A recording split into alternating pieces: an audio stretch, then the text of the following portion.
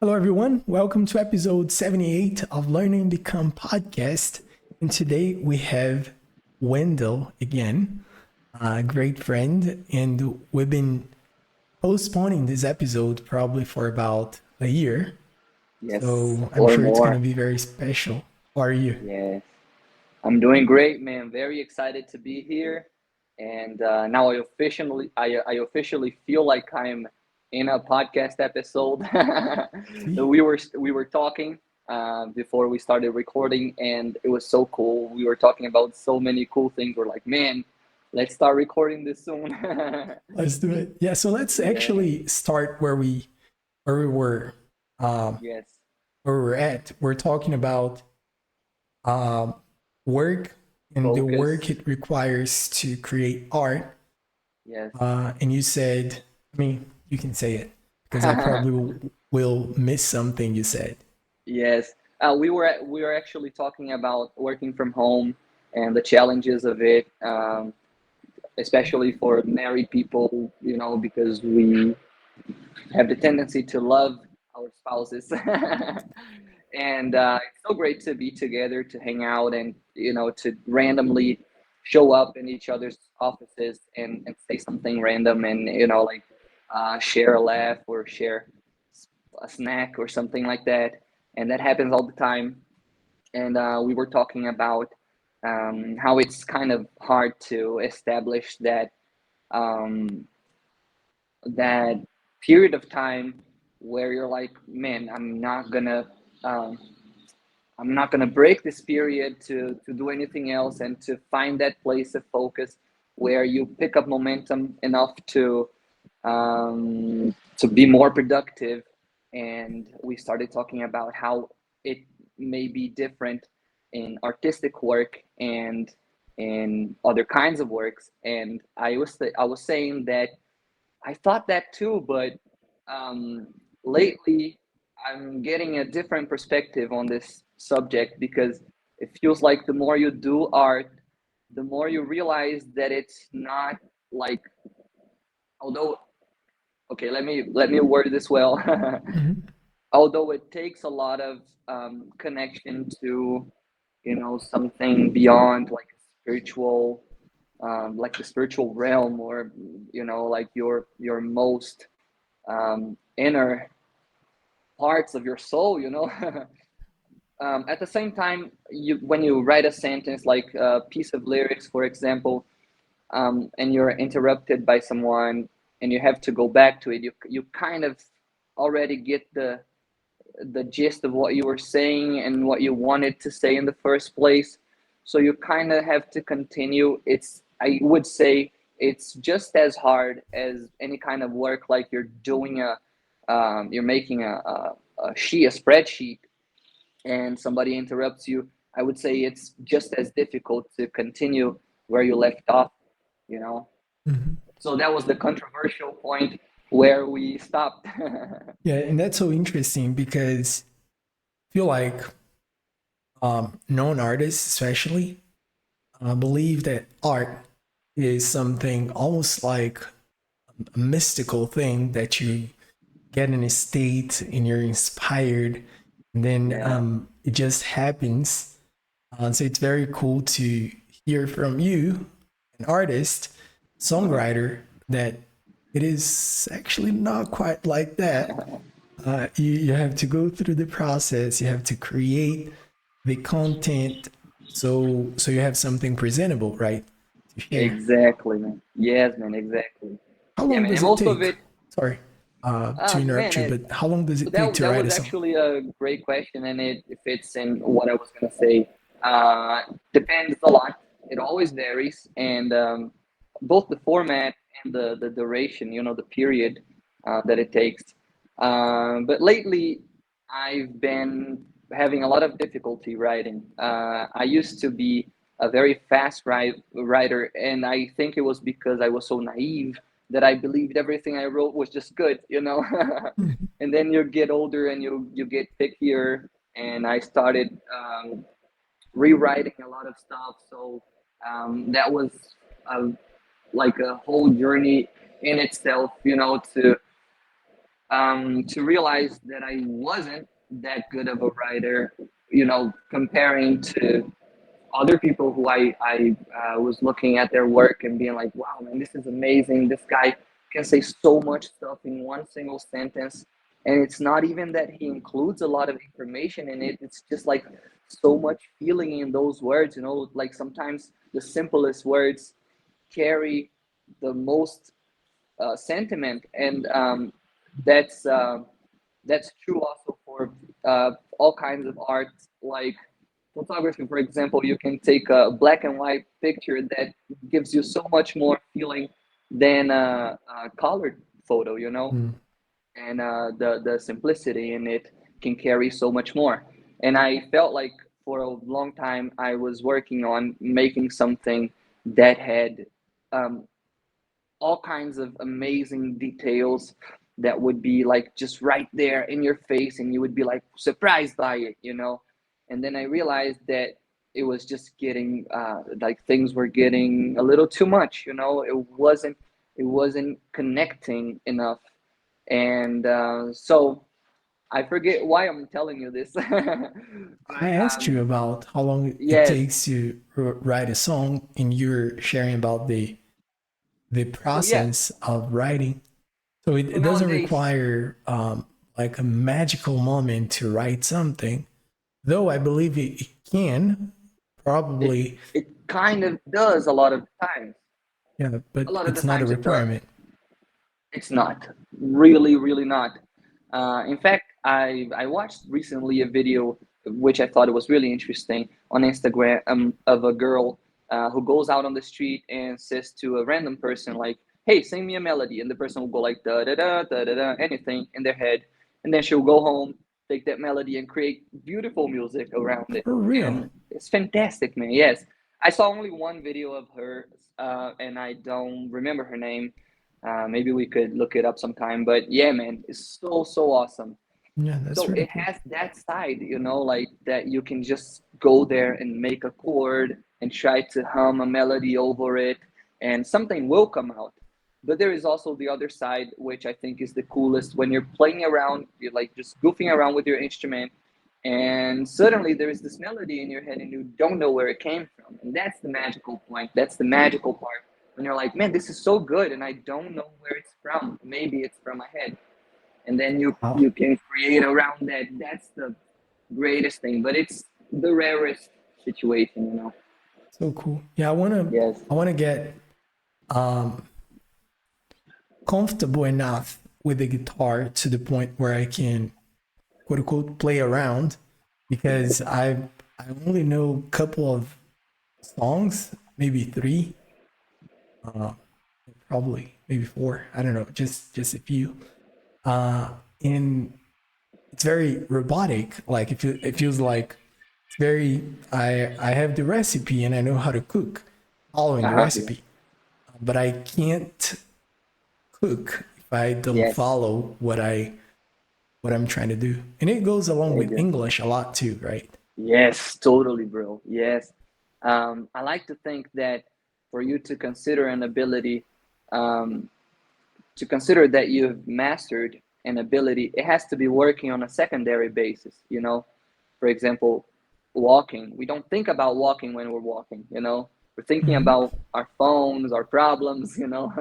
If you have to think about walking, then you can't do anything else. And that's a silly example. But if you think about like typing or driving, anything, like when you're in the beginning of driving, for example, and you have to think of, you know, stepping on the clutch and letting it go real softly and find it Slowly, yeah, slowly, and you yeah. have all Like this information. don't do it. It's gonna. Yeah, man. And then after a while you're like, man, I just want to go to that lane, and you just, the car will go, you know. Your mind kind of controls the whole car without you even knowing how much you're doing, you know, actually with your hands and your feet. So it's a secondary thing. So that's the best part, man. You were talking about how it feels robotic, and that's like, it's really cool to see that everybody goes through that same process, you know, like um, it should feel robotic at one point, you know. That's your body learning, and then when it doesn't anymore, it's so good. But the the effort that it takes from point A to point B is like it's really hard to measure, um, or to explain to somebody who hasn't gone through it, you know. Yeah. And it's interesting because I feel like all of us, we see great work or something great. An example, a student sees you speaking English and they go like, oh, I want to speak English just like you. And then they expect that you give them some exercises and then they'll go through some drills, they'll do something, and then next week they'll be speaking English like you. But we tend to forget that their years of practice, of dedication, of hard work. And the same Yeah, goes, like we're talking about music, yeah, sports, driving, walking, and everything else. exactly. And how do you try to, I don't know if motivate is the best word, but how do you keep your students focused on what matters along this process so they Nice, man. don't give up? Yeah, yeah, man, that's a good question too, and also to lighten up the idea of how much hard work it is to acquire anything. Uh, we should also talk about how pleasant it is, right? And it fits right into that question, that it's so fun to see my students progressing, you know, in a way that I can't see in my life right now. I still learn a lot of English on a daily basis, you know. I learn new expressions and I'm like, whoa, really? I didn't know that one, um, more technical things. Um, so it's a constant process, and Sure. I don't think it will end. I don't know, maybe. But even Portuguese, there's a lot of stuff that we don't know, you know. Yeah. So for the student, it's easy to find um, indications of progress. You know, they're progressing at a faster speed. You know, at yeah, at a faster speed. So I get really excited seeing how they went from one level to another, and I let them know, and they can see it too. So they're really happy, and kind of feels like my own personal achievement.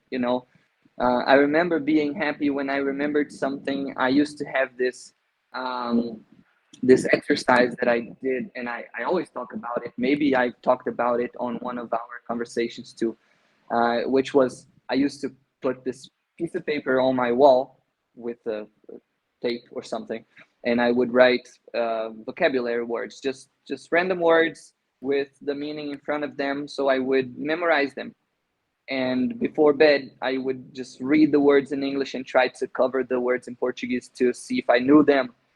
And sometimes I would know one or two, sometimes 10. And when I got the whole paper, I'd be going to bed like, oh man, this paper's done. I got it, like. And then maybe I would, try a few other times to see if my mind really would give me that information over and over without me having to open a dictionary again. Mm. And when I finished that, feeling rewarded and motivated, I'd be like, man, I just can't wait to find a new word that I can put here, and not be able to read this again.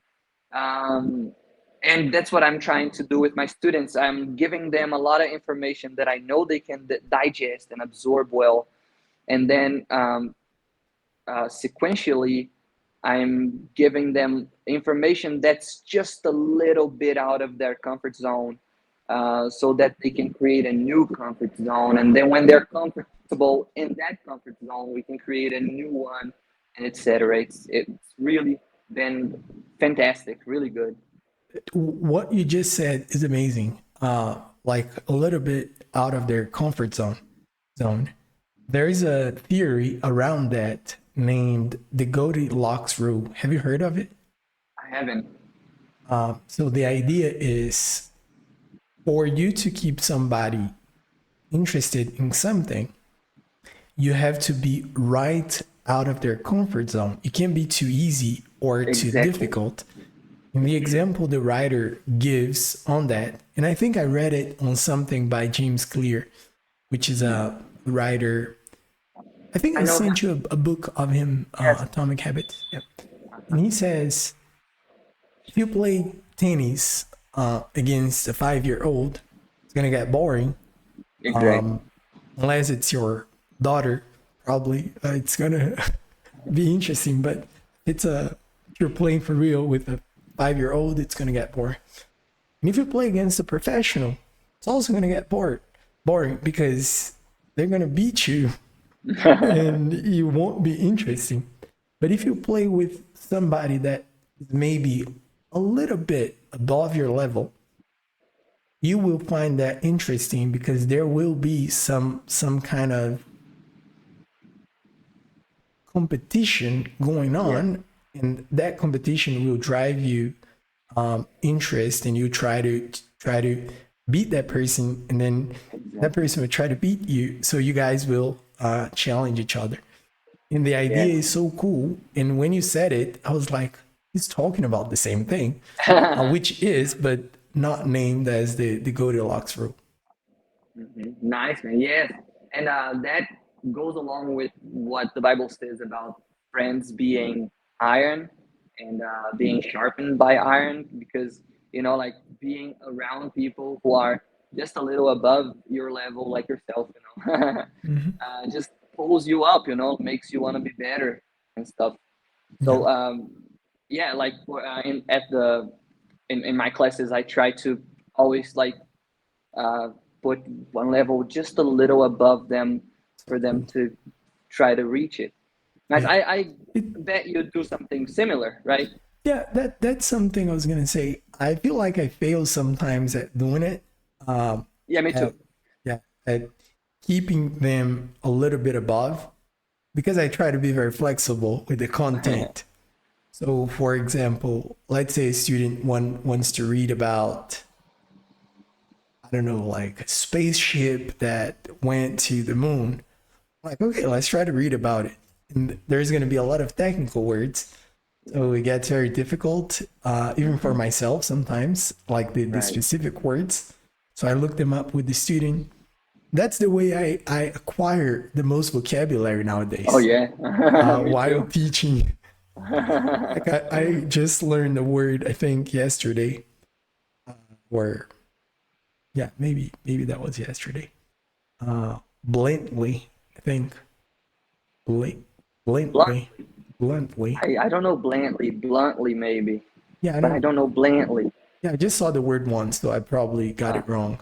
But that was like, like in that's a an bold interesting word. way, not in a Yes, bold way, but like just straightforward without any. yes, almost like in a negative, bold way, like All right. with no shame, Regards. no Yes. regards. Yeah. So Yes. is it bluntly? Bluntly. Yes. Bluntly. Okay, so I got it Good for wrong. you. You see, Yes, man. Nice. what we're talking about, the Yeah, continuous man. process. And so sometimes I fail at doing it because I try to go very broad. I let it go very broad, and then I have to pick it up and bring it back to Right. where we were at. In sometimes it's difficult, and I feel like it's even more difficult with beginners. When we have somebody that's intermediate or upper intermediate, it gets a lot easier because you can explore like variety of vocabulary, expressions, and stuff. With Right. beginners, you have always to bring it back to the beginning, to the Yes. fundamentals. Yeah, Yes. and yeah, that's a cool thing. I was gonna Uh-huh. ask you a question about English. I was thinking about it earlier today. Um, you've worked at English schools a lot more than I did. How many years have you worked at English schools for? I worked for 12 years, I think. I'm wrong. I think so, man. 12. No, no, Years. actually it was 6 years in language institutions, and then 6 years Privately. Okay. So Yeah. talking about the teaching institutions in general and about the methodology and about trying to get something that will keep the students motivated and stuff. I've worked at English schools or language schools for 6 months. That was it. Mhm. In 2018, first semester. Um, and in your perspective, with the experience you've got, why do you think a lot of people go to traditional English schools and never learn? Like, what's the missing thing? What's happening? Like, why a lot of people just pay to go to school? They show up twice a week. They're there every week, and like years go by and they can't speak English. Like, what's missing in your perspective? Yes. All right, man. I think you'll agree with me. I think um, that the first thing is that English schools don't treat language acquisition as a process of acquiring an ability, but they treat it as like uh, transference of theoretical knowledge. That I think is the most, how do I say this the most evident, um, or the worst point in this situation. And I would say that seeing language acquisition as acquisition of an ability just can open your mind so much, man. Um, which is okay. I'm trying to uh, elaborate a lot of ideas at the same time, but I think I'm gonna just take one by one. Um, But I'm getting it. all It's right. interesting. Yes. The first thing is there are two words that I always bump into when I'm talking about this, which are interest and contact. These two words are so uh, phenomenally uh, connected. Like they have this connection. They never appear in the same order. Like sometimes you'll have the interest before having contact. Sometimes you'll have contact before you have the interest. But these two things are factors that should be present in every student's life, be it beginner, intermediate, advanced, or just thinking about starting your journey. Like if you don't have the contact with something, any activity, any given activity, you can't develop it. And if you don't have the interest, you can't develop it. So the interest is usually something that is born in us, by a personal attraction. Like you see something and you're interested by it. And I feel like most of the times students have interest not in the language acquisition or knowing the language and being able to use it. And they don't sometimes they don't feel the satisfaction in progressing the language. They're actually interested in something that's ahead of that, like a promotion or like A better benefit. life, whatever the benefits of having that language. And I totally believe that you can actually adjust your interest, that you can actually configure your interest to serve you. I believe that if you take your time to put into something and to invest into something that is contact, eventually your interest will be influenced, either negatively or positively, and that depends You on the will be mind. influenced. Yes, Wow. that depends on the mind of the student alone. Because if you approach something with negative thoughts and negative impressions, um, anytime, you won't develop your interest for that.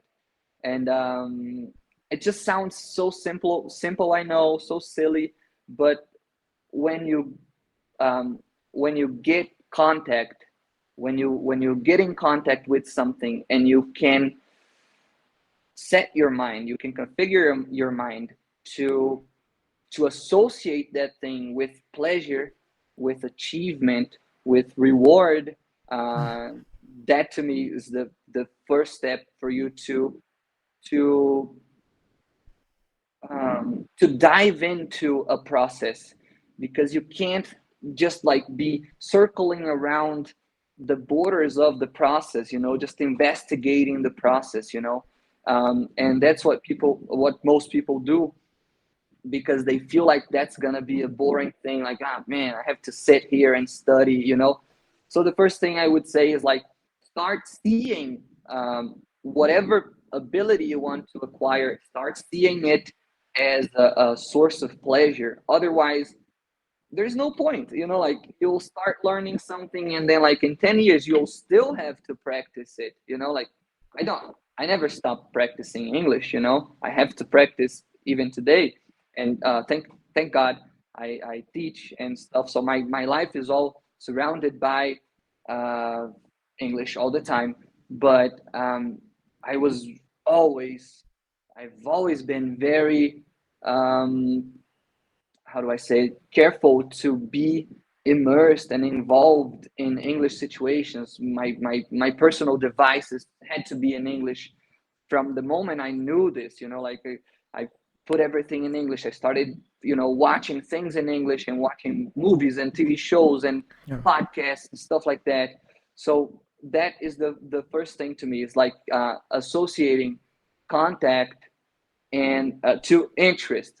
If that contact does not interest you, if your interest is only in the thing that's behind that thing, then I think the person should reevaluate their own condition as a student and try to work on their mind when they approach English, to approach material that is pleasant to them, a material that they will not be waiting for time to pass, like, oh my Mhm. God, I can't wait to get out of here. But something that they're just there, like enjoying. Maybe when you're doing something else with your hands and you have your mind unoccupied, you can leave a podcast on to listen to, or a movie on to listen to, etc. Yeah, that's amazing. Um, I feel like when we get the contact with something, like you said, eventually we start to learn more of it, and then we develop the interest. That's what happened to me. Yes. Hmm. I feel like our personal approaches to English, they were different. You liked the language, I think, because your brother was learning it or Yes, that something, too. right? Yeah. And I remember you saying you had a good teacher, a good English teacher at school Mhm. that also inspired you. Mine was more of like I felt like I needed, and then I went for it, even though I Mhm. never liked English. In, Exactly. in Yeah. fact, when I worked at the English school I told you about, we were in the process of they were in the process of hiring two teachers. And I remember we were in a room, I think there were 12 people, and we're like doing a self presentation and stuff. And everybody was like, oh, I've always loved English. It's always been present in my life. I love computing. I love music. I love this and that. And then it got my turn. I was like, why? And then I was like, yeah, differently than everybody else, I've never liked English. Didn't think I would learn it.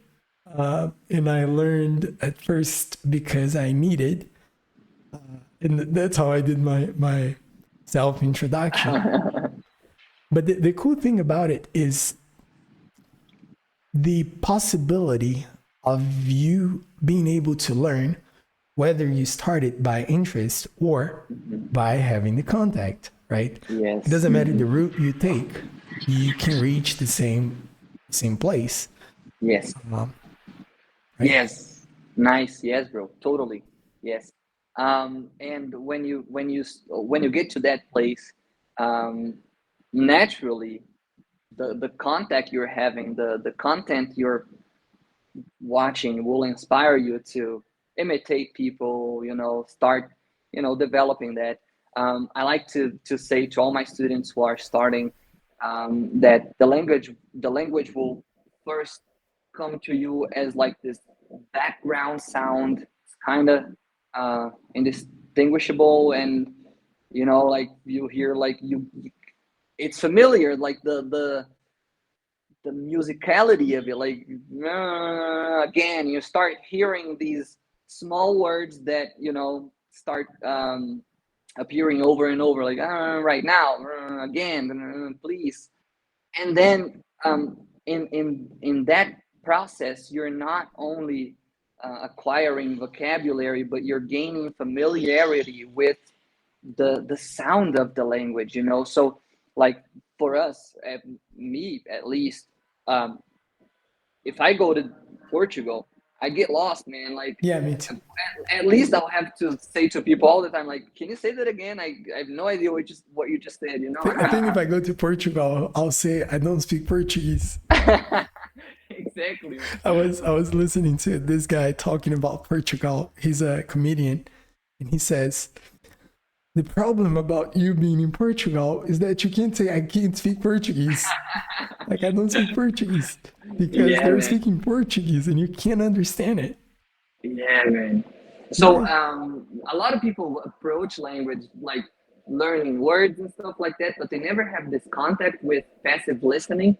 And that's the second thing I would say, after talking about ability and dividing ability in these two ways to approach, which is contact and interest. The next thing I would say is passive listening. That's like the um, biggest common denominator that I've found among specialists and people who have learned 18, 25 languages. They all say the same thing, that passive Bro, listening should 25 be. languages. Yeah, I know, right? Yeah, man, you gotta have a lot of free time. Yeah, and a big brain. About Yes. passive listening, I've heard two different things about it in my life. Two different, almost like definitions. One is that, and actually the second one, um, I've heard recently by two people on the internet. They're not polyglots, but they speak English. They actually teach English. One of them has a big, big, big audience around teaching English. The Nice. other one, not as big, but also a pretty large audience. And I want to know Nice. your opinion. And that goes around passive listening. So the first definition of passive listening in my mind is you listen to the language, even if you don't understand it, even if you don't know what's happening, even if you're driving and you just hear the sound, it's a background noise bouncing around your head and you don't know what's going on, but you listen.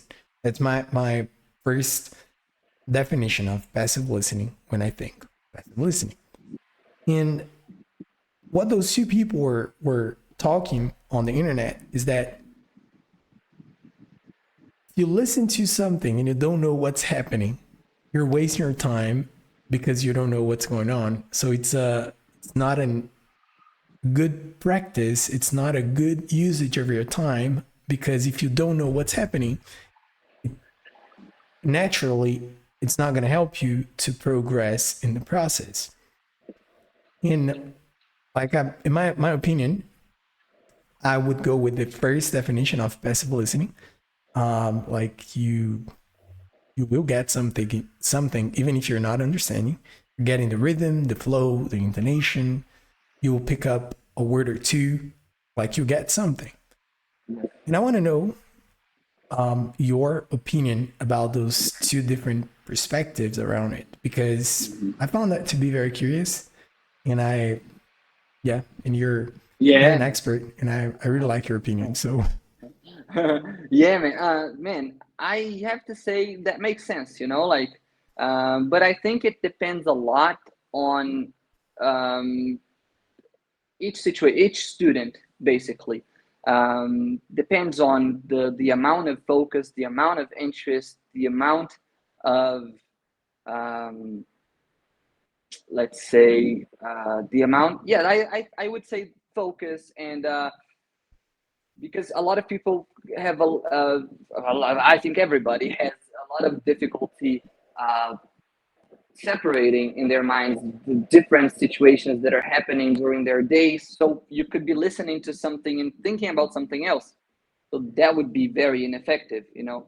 But I've heard people say, I don't remember who or how many people, but I've heard uh, more than once people say that if you do passive listening, not understanding anything for 2 years straight, you know, an hour a day, you'll listen and pay attention every day for 2 years. They say that you acquire basic communication. You can communicate, you can understand people, and you know, express yourself. I've heard that theory. I don't know how to prove it, you know, but in the end, Interesting. I think that the best way is to combine passive listening with studying, you know, Mm. and those two things, I think don't always um, they don't always progress at the same pace, and they they're not two things that you can work on simultaneously most of the time. Can you hear me well? Because I Yep. think one of my earphones lost its battery, just died. Yeah, yeah. And Is it the same? All right, yep. I'm gonna charge it a little bit. So, um, with my students, I recommend, it's like I have two permanent homework. One of them is passive listening. So we'll select material together for them to consume and for us to talk about. So that also alleviates on the idea of them only here listening to something that they have no idea what it's about, you know, because we can discuss the idea and I can point out some stuff to them Mm. about what they're listening to. But at the same time, it's our classes about specific sentences that usually open up their minds to start understanding more stuff. For example, when we in class, we usually work more with speaking. You know, I think your followers will know this, that each and every language has four main abilities: two input abilities and two output abilities, which are input, listening and reading; output, speaking and writing. And they can be separated also by two phonetic abilities, speaking and listening, and two writing abilities, reading and writing.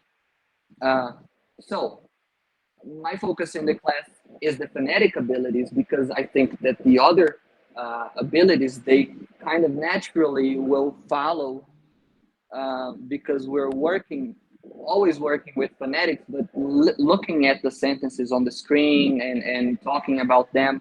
So the written part of the language is not something I tend to focus on a lot, but putting together these two, speaking and listening, uh, it really does wonders, because when you start talking about a specific sentence, for example, today I was talking to a student um, about the sound of the letter T between vowels in the sentence. For example, I wake up at 8 a.m., you know, and to her it was a surprise to hear pereire, pereire, instead of petete.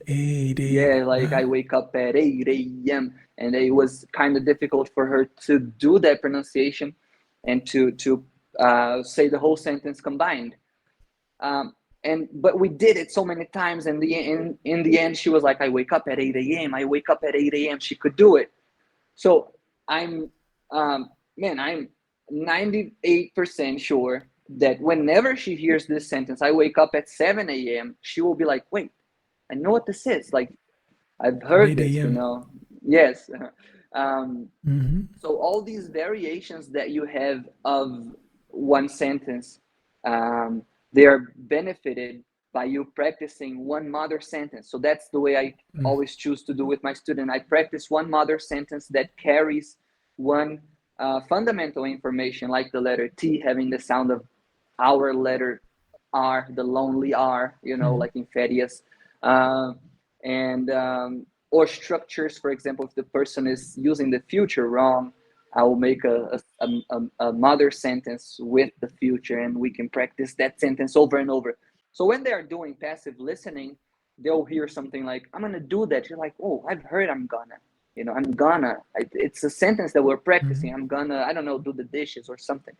you know so I think the combination of the two things is the most effective way to deal with it, to work with your language acquisition process. But passive listening itself is always something that I recommend as the priority for every student. Nice. Yeah. Yeah, I try to do that too. Unfortunately, not all the students are disciplined enough to do it always. But Yeah. it's always cool to see that the ones that do it, we see a lot of progress in their Yeah. development, right? I have this 14-year-old student. Right, she ain't 14. I think she's like 12 or 13. She's even younger. And it's so cool. She picked up the language so quick. I was like, what's happening? Like, something must be happening. And then Yeah. talking to her, she was like, yeah, I always watch vlogs in English after we started having the classes. Then I watch videos about makeup. Then I watch series in English. And then, like, she spends her time consuming stuff in English. Yeah. Hmm. And feels like when we say that to an adult, they go like, no, like, where's the Yeah. grammar? But how does that work? Like, Yeah. why? And anyway, her questions about Yes. grammar are much more interesting than Hmm. than the people that are interested in the structure itself. I And I've got two questions around what you said. The first one is just a commentary. Actually, you said you do the phonetics, and then they will pick up the written part by familiarity. And weirdly enough, we're talking about the English schools. They go the other way around, right? They try to teach you the written part, hoping you'll pick up the phonetics, but they're not obvious. So that there is Yes. a missing thing there, because the written is obvious if you pick up the structure. The phonetics are not. Like, how many T sounds you find in English, how many R sounds or H sounds, or I don't know, like how many combinations. Hmm. And I want to come back to that to talk about pronunciation a little bit. But the second thing was, you mentioned the listening exercise and you choose a content with the student. And do you guys go through parts of this specific material in class, or is it a thing you listen to on your own and they listen to it on their own, then you talk about it in a later time in class? Well, actually, not all the. It's not always that I listen to the same thing that they're listening to, because I recommend that my students listen to a lot of material during the week, and we usually select the material together. But it's something um, specific for each of them, so I don't listen to all the material that all my students listen to. But I have some specific sources that we usually go to, and I already I've heard the material, and we can talk about it and discuss it. But about passive listening, the main idea, the main goal is for them to get used to being immersed in the language at all times, without exceptions. Even if they can't do it every day, which is the most recommendable. Just to pick up this habit of needing to listen to something in English at some point of their day. Nice. Yeah, that makes sense. It's like turning the contact into a habit and hoping the contact will drive interest, right? Yes, bro. That's it. Hmm. Yeah. And talking about pronunciation, I've always admired your pronunciation. You know that. the way you sound. I've always Same goes thought it to you, was, man. Uh-huh. and you know, when I was learning in the very beginning, I would be asking you all the time about words and questions and stuff. Um, and how do you see pronunciation? Like how did you develop such a good ability to speak English to the point where somebody at some point in your life thought you were an American on the phone and you're all pumped up because Yeah, it is a great thing to happen. yeah. Uh, and yeah, just talk a little bit about pronunciation. How do you see it? How do you teach it? And Uh-huh. what's the secret to get a good pronunciation? Nice. Well, first of all, that conversation where I was confused with an American was a 30-second conversation. But that I was only a asked the guy if he conversation. wanted. I only asked the guy if he wanted a burger, and he thought I was somebody else, and I was really really happy about that. I told my parents. I was like, ah, I was mistaken by an American, you know.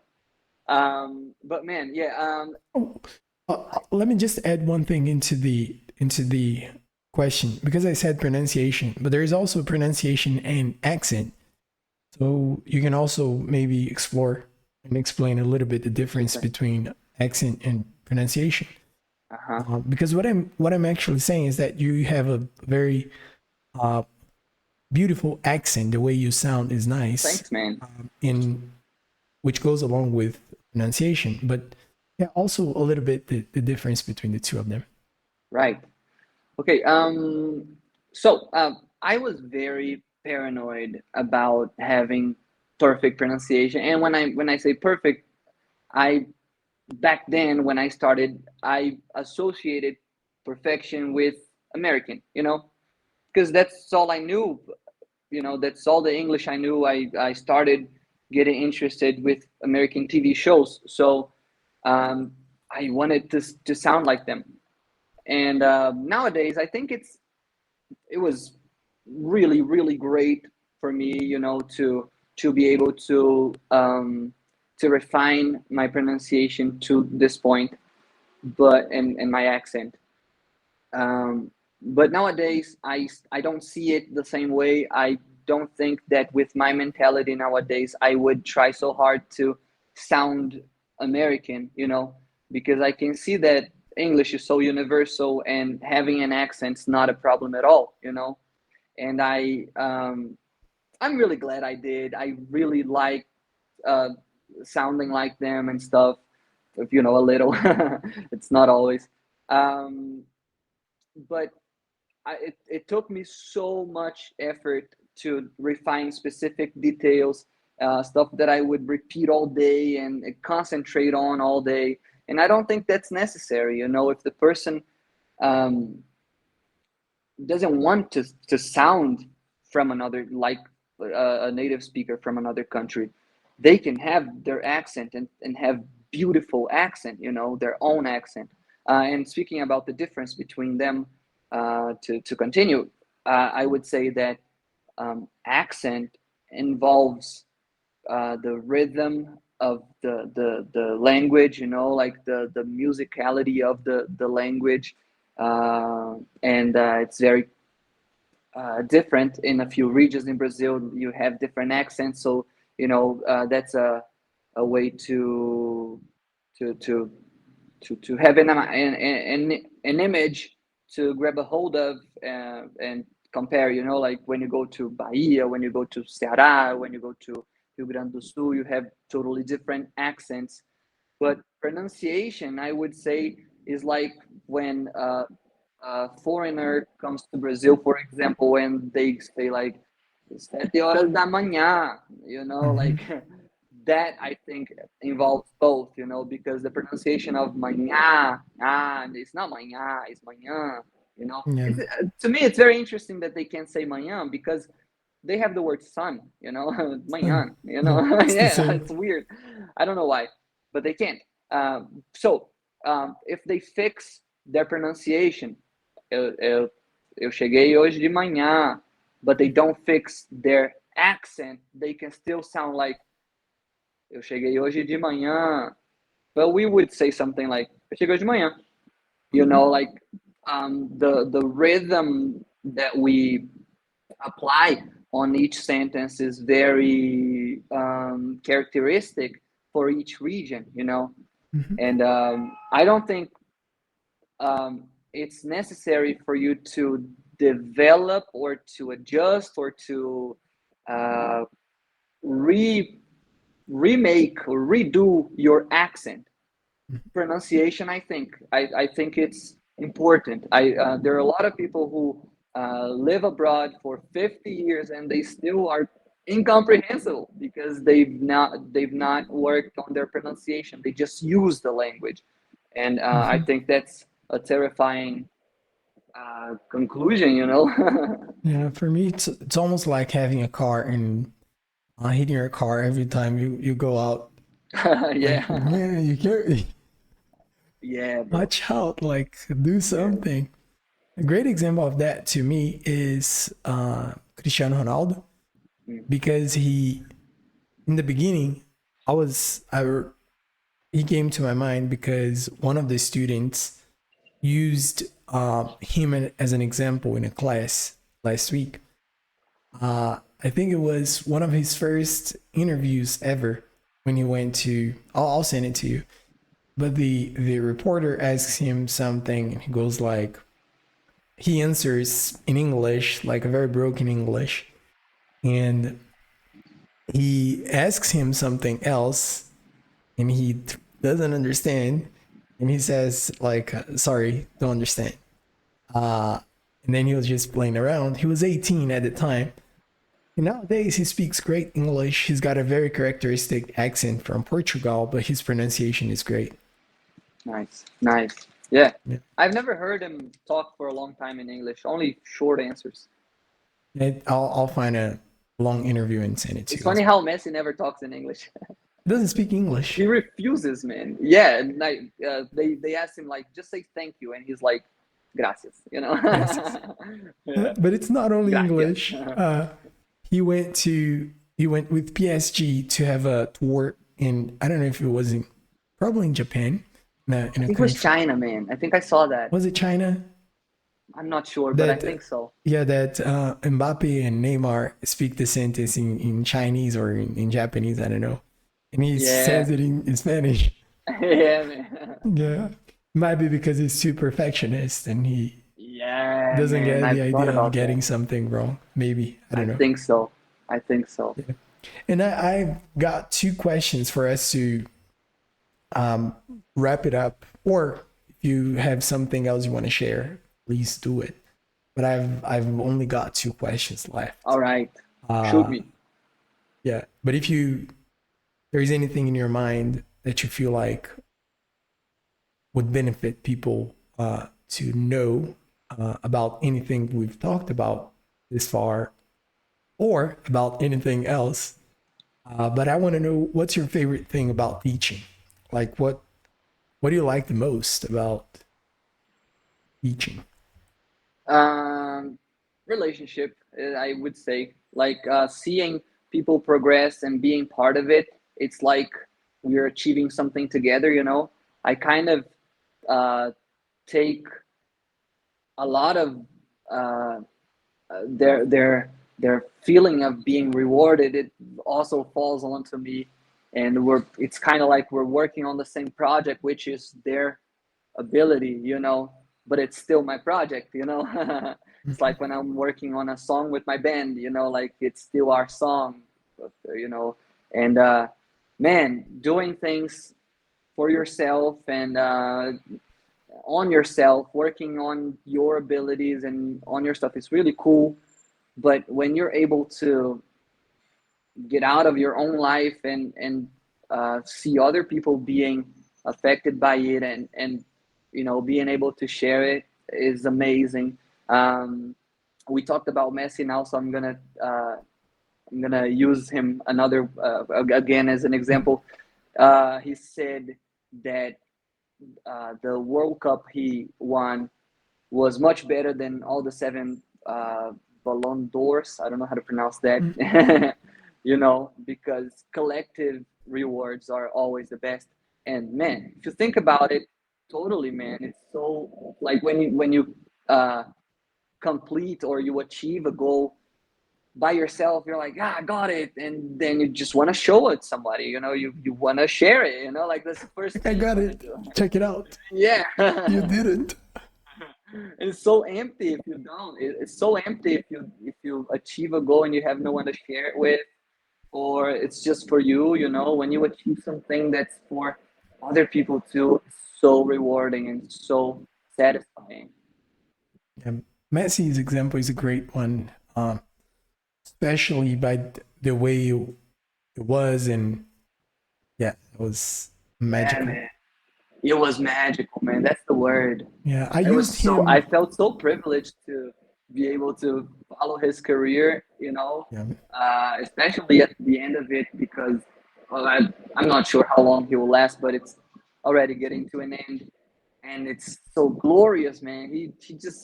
He was able to crown his career in such a beautiful way. Even now going to the MLS, and what he's doing there is amazing, man. He's like changing the playing with league. 5-year olds, so cool, so cool, man. And he's 36. It's like unbelievable. Yeah, so easy to Um, change the subject to Messi, right? yes. I'm gonna actually continue on talking about him Nice. because I used him as an example yesterday in a class we had. It was like a live lesson, and we're talking about the process to learn something. And in 2012 or in 2009, I don't know, a long time ago, in an interview, he said, "It took me 17 years and 114 days to be an overnight success."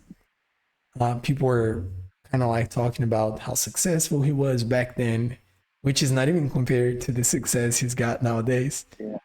And he said, "It took me 17 years and 114 days to reach the overnight success," which brings us Yeah. into the beginning of our conversation. Like, it took me 20 years to be a great guitar player. Like, Yeah, man. And man, that goes along with another example, which is I don't know if you know this guy called Rubel. He wrote that song.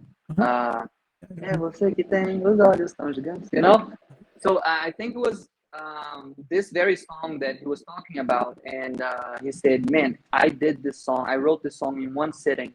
I sat down and like, if this song has 3 minutes, that's how long it took for me to write it.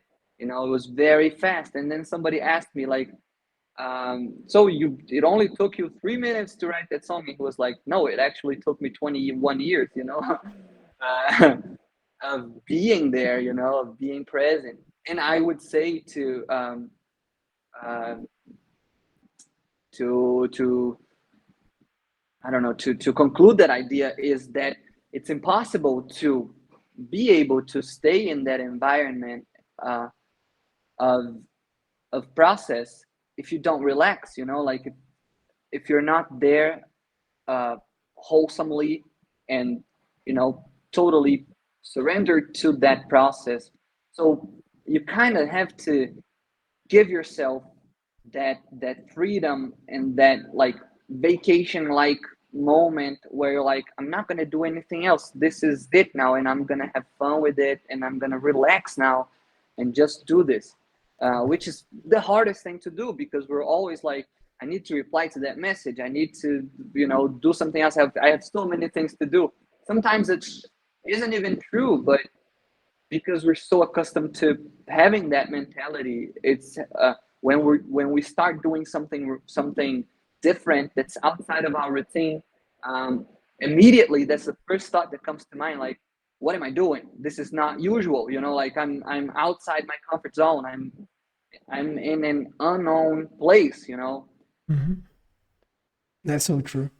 Yeah, so finding this comfortable place in the midst of development is indeed very, very important. Yes. Um, and the last question was I was gonna ask you that I had in mind was what would you say for a person that's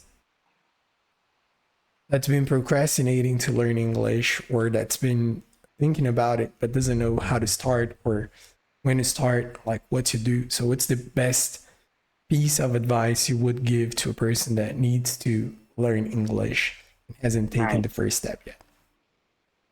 I would say get in contact with it. Find something that is in English and get in contact with it in uh, a consistent and frequent way. Um, it could be once a week if you hate it, and it'll take you some time to like it. I would say get in contact with it as often as you can, and for as long as you can. That's the first step. And I think naturally, if you keep that for long enough, you will start, knowing something by accident, kind of like, man, I know this word. Maybe you will have words in your mind that you can't translate, but they're just there, like enough, good, great. Good and great are not good examples, but enough, for example, like, well, I know this word is English, enough, but I don't know what it means. That's progress. That's progress. And eventually, when you find out that enough is sufficient, you it won't be something that you learned at that moment. It'll be something that just completed that information. You're like, oh, now it makes sense. And that word will be highlighted in your brain so much more than if you think like, how do I say sufficient, and then you read it and stuff like that. So I would say being in contact with the language, the spoken language, is the best start. That's amazing. To back up a little bit, the great example you brought up about English, also from James Clear. He says in the book that if you got a cube of ice and you put it in a room that's like -20, and then you start to change the weather by 1 degree every hour, then you like heat the room 1 degree by hour.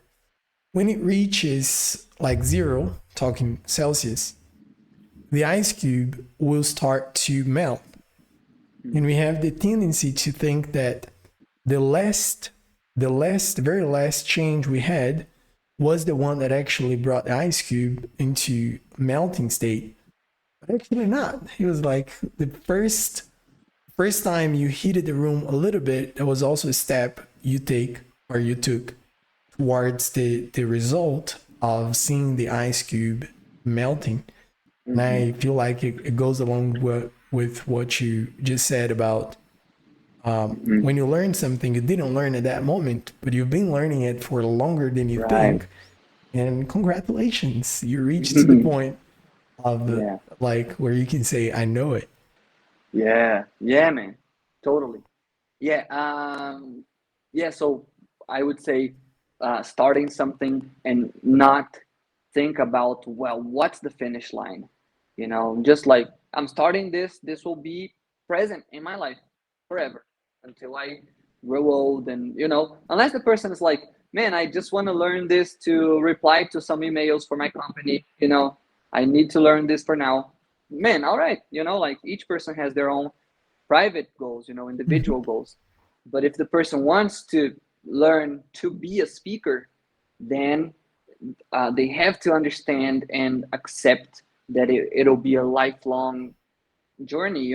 Like, even when you're speaking normally and being able to have conversations, you'll still have to put wood in the fire. That's true. There is a sentence by Valdo Roth something Emerson. Roth Emerson, I think. He was an American writer. He said, learning is a journey, not a destination. Well, that's a cool one for you to use with your students. I've seen that sentence on one of your pages, maybe.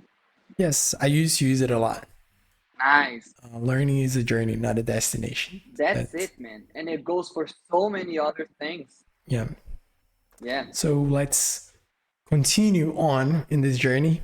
For me personally, it's a pleasure to share the journey with you. You're a big part of my learning process, and still you're still a So are big you, man, part. in Not mine. only learning, but now also as a teacher, I still learn a lot with you, and I just love talking about languages and about life with you. So let's continue on this journey together. I'm here Yes, for you for ready whatever you need. Got your back, yes, bro. and love you, bro. Hope you Bro, I could say know that. all those things back to you. And I, you know, I really look up to you. And such a pleasure, man. It's been great. It was great doing this episode. I hope we do a lot more. Yeah, bro. And yeah, man, I miss you too. I love you. And I'll see you sometime. Yeah. We'll So keep doing this. whenever you have a topic in mind, we can record a new episode, and that'll be it. All right. All right, let's see what Messi does next. Yes. All right, guys. Thank you all very much. I hope you enjoyed this episode, and I'll see you guys in the next one.